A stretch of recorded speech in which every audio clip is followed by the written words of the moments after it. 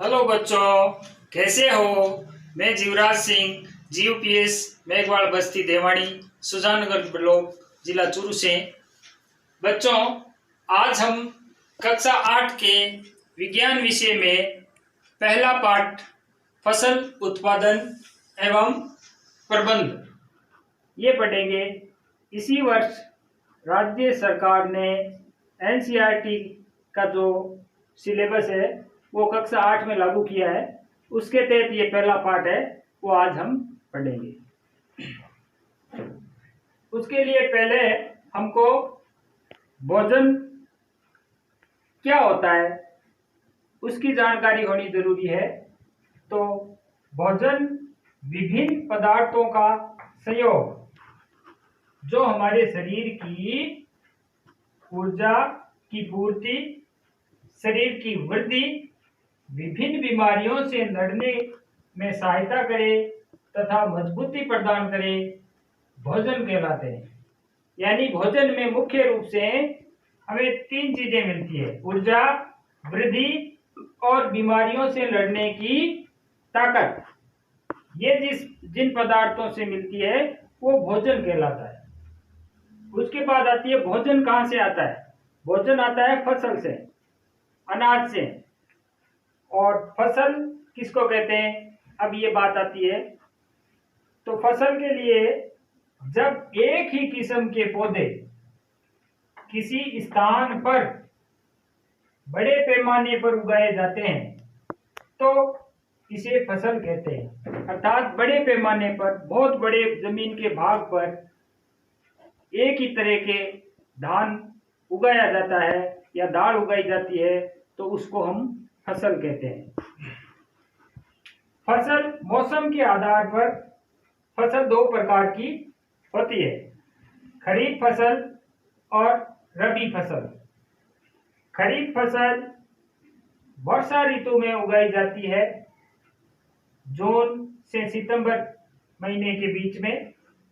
इसमें मुख्य रूप से बाजरा, मोठ, मूंग, ग्वार, तिल, चौला आदि फसलें उगाई जाती है। रबी की फसल में ये सर्दी ऋतु में उगाई जाती है, यानी सर्दी ऋतु या इसको शियाळु फसल भी कहते हैं। उगाई जाती है सर्दी के मौसम में, अक्टूबर से मार्च के बीच में। इसमें मुख्य रूप से गेहूं, जौ, सरसों, चना, जीरा और तारामीरा उगाया जाता है। अब हम खेती बाड़ी करते हैं, यानी उसके खेती बाड़ी के अलग अलग स्टेप होते हैं, चरण होते हैं, जिनको कृषि पद्धतियां कहा जाता है। अब कृषि पद्धतियां वैज्ञानिक रूप से किसे कहते हैं वो हम देखते हैं। ऐसे सभी क्रियाकलाप, ऐसे सभी काम धंधे जो किसी फसल को उगाने तथा समुचित देखभाल व प्रबंधन के लिए किए जाते हैं, कृषि पद्धतियां कहलाते हैं। यानी कृषि पद्धतियां वो चीज है, ऐसे काम है जो एक फसल को उगाने से लेकर के उसकी देखभाल और उसका पूरा प्रबंधन किया जाता है, वो कृषि पद्धतियां कहलाती है। इसमें मुख्य रूप से 7 स्टेप कृषि पद्धतियों के हैं, जिनमें पहला है मिट्टी तैयार करना। मिट्टी तैयार करना में किसान क्या करता है, मिट्टी को पलटना या पोला करना। इसमें मिट्टी को पलटता है या पोला करता है ताकि वह पौधे की जड़ें गहराई तक जाकर श्वसन वृद्धि कर सके, श्वसन कर सके जड़ें, और अपने वृद्धि कर सके। यानी पोली होगी, जमीन पलटेंगे तो पोली होगी, पोली होने से जड़ें गहराई तक जाएगी। इसके लिए हम जो साधन लेते हैं, हल, कुदाली और कल्टीवेटर, इन यंत्रों से मिट्टी को पोला किया जाता है, यानी मिट्टी को पलटा जाता है। उससे मिट्टी नरम हो जाएगी और जो फसल बोएंगे वो फसल अच्छे से उग जाएगी और खनिज लवण और ऑक्सीजन उनको मिट्टी से इजीली आसानी से मिल सकेगा। हल है वो बैल चलाता है, कुदाली बैल चलाता है। हल आप जानते ही हो, अपने खेतों में देखता ही है, हम सब ज्यादातर बच्चे किसान वर्ग से हैं, तो ये चीज बैल चलाता है। कुदाली इसको भी बैल चलाता है।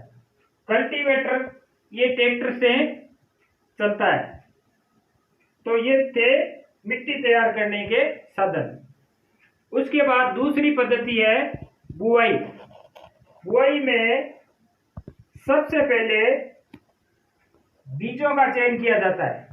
बीजों का चयन करने में हमको विशेष रूप से ध्यान रखना चाहिए कि बीज स्वस्थ हो, साफ सुथरे हो और गुणवत्ता वाले हो। गुणवत्ता वाले बीज होने जरूरी है। अगर बीज गुणवत्ता वाले नहीं होंगे, स्वस्थ नहीं होंगे, तो फसल भी स्वस्थ नहीं हो पाएगी। तो पहला हमको काम करना है बुआई में बीजों का चयन सही करें। दूसरा, बुआई में कौन सा औजार काम में लेना है, तो मुख्य रूप से भारतीय कृषि में परंपरागत और आधुनिक दो तरह के औजार अभी तक काम में लिए गए हैं। परंपरागत में जो हल से बुआई की जाती है वो परंपरागत, और आधुनिक तरीका है सीड ड्रिल। सीड ड्रिल ये ट्रैक्टर से चलता है। इससे बीजों में समान दूरी और समान गहराई बनी रहती है, अर्थात बीज समान दूरी पर बोए जाते हैं और ज़्यादा इससे वेस्ट नहीं होता है, यानी बीज खराब नहीं जाता है, भूमि का खाली भाग भी नहीं रहता है और किसान का मोटे रूप से कह सकते हैं कि अपव्यय नहीं होता है और समय भी कम लगता है।